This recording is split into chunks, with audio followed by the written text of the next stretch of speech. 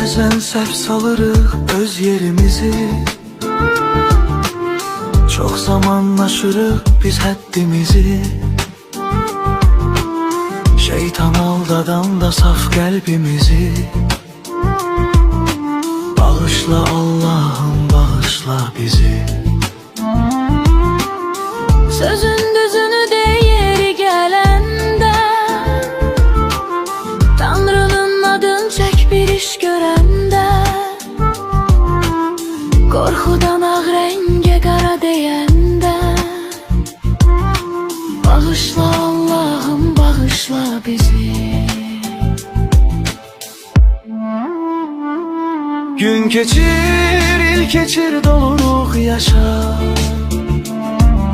Bu ömrü beləcə vururuq başa.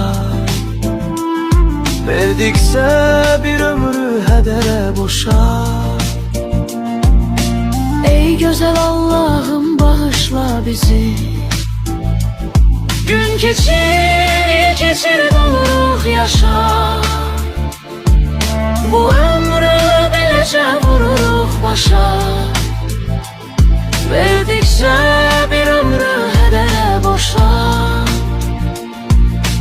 Ey gözəl Allah'ım, bağışla bizi.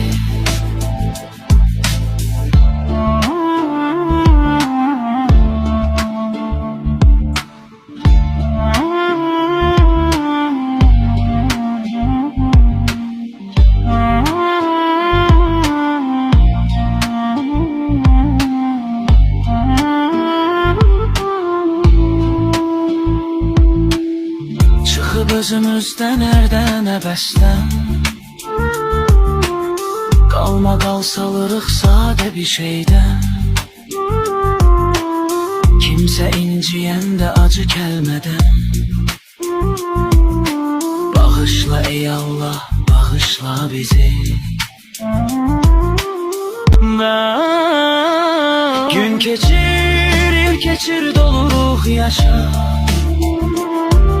Bu ömrü beləcə vururuq başa. Verdiksə bir ömrü hədərə boşa. Ey gözəl Allah'ım, bağışla bizi. Gün keçir, keçir, doluruq yaşa. Bu ömrü beləcə vururuq başa.